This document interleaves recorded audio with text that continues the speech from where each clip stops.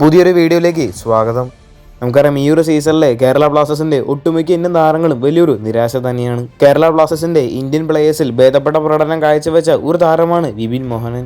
ബാക്കിയുള്ള Indian players എല്ലാം ഓരോ മത്സരങ്ങൾ കഴിയുന്തോറും നിരാശപ്പെടുത്തുകയാണ്. ടീമിനു വേണ്ടി മികച്ച രീതിയിൽ കളിച്ച വിപിന് കഴിഞ്ഞ മത്സരത്തിൽ പരിക്കേറ്റിരുന്നു. പരിക്കേറ്റത് കൊണ്ട് തന്നെ മത്സരത്തിന്റെ പകുതി സമയം മാത്രമാണ് വിപിന് കളിക്കാൻ സാധിച്ചത്. വിപിന്റെ പരിക്കുമായി ബന്ധപ്പെട്ട ഒരു അപ്ഡേറ്റ് ഇപ്പോൾ പുറത്തു വന്നിട്ടുണ്ട്. വിപിന്റെ ഇഞ്ചുറി അല്പം ഗുരുതരമാണ് എന്നാണ് അറിയാൻ സാധിച്ചിട്ടുള്ളത്. ഒരു മാസത്തോളം വിപിന് പുറത്തിരിക്കേണ്ടി വരുമെന്ന വാർത്തകളൊക്കെ ലഭിച്ചിരുന്നു. കഴിഞ്ഞ ഞായറാഴ്ച ബംഗളൂരു എഫ്സിക്കെതിരെയുള്ള മത്സരത്തിന് ശേഷം വിപിൻ കൊച്ചിയിലേക്ക് മടങ്ങിയിരുന്നു. വിപിന്റെ പരിക്ക് കേരള ബ്ലാസ്റ്റേഴ്സിനെ കൂടുതൽ പ്രതിസന്ധിയിലാക്കിയിട്ടുണ്ട്. ടീമിലെ പ്രധാന താരങ്ങളിൽ ഒരാളെയാണ് ഇപ്പോൾ കേരള ബ്ലാസ്റ്റേഴ്സിന് നഷ്ടമായിരിക്കുന്നത്. വരുന്ന ചില മത്സരങ്ങളിൽ വിപിൻ ഇല്ലാത്തത് കൊണ്ട് തന്നെ കേരള ബ്ലാസ്റ്റേഴ്സിന് അത് വലിയൊരു തിരിച്ചടി തന്നെയാണ്. അടുത്തൊരു കാര്യം, നമുക്കറിയാം, ഈ ഒരു സീസണിലെ കേരള ബ്ലാസ്റ്റേഴ്സിന്റെ ഡിഫൻസ് വലിയൊരു ദുരന്തം തന്നെയാണ്. ഒരേ ഒരു ക്ലീൻ ഷീറ്റ് മാത്രമാണ് ഈ ഒരു സീസണിൽ കേരള ബ്ലാസ്റ്റേഴ്സിന്റെ പേരിലുള്ളത്. കളിച്ച 10 മത്സരങ്ങളിലും കേരള ബ്ലാസ്റ്റേഴ്സ് ഗോൾ വഴങ്ങിയിട്ടുണ്ട്.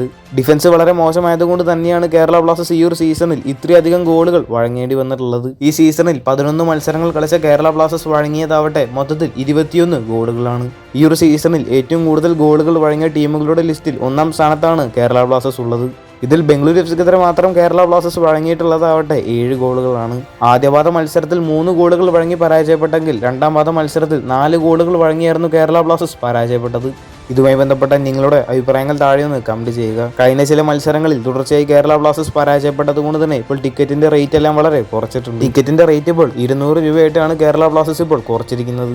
ടീമിന്റെ മോശം പ്രകടനം കാരണം കൊണ്ട് തന്നെയാണ് ടിക്കറ്റിന്റെ റേറ്റിൽ ഇത്രയധികം കുറവ് വന്നിട്ടുള്ളത്. കൂടുതൽ ഐഎസ്എല്ലുമായിട്ടും കേരള ബ്ലാസ്റ്റേഴ്സുമായിട്ട് ബന്ധപ്പെട്ട വാർത്തകളെല്ലാം അറിഞ്ഞായിട്ട് ചാനൽ സബ്സ്ക്രൈബ് ചെയ്യുക. അടുത്തുള്ള ബെല്ലൈക്കൺ ഓൾ ഓപ്ഷൻ എനേബിൾ ചെയ്യാൻ മറക്കരുത്. അടുത്തൊരു വീഡിയോ ആയിട്ട് നമുക്ക് വീണ്ടും കാണാം.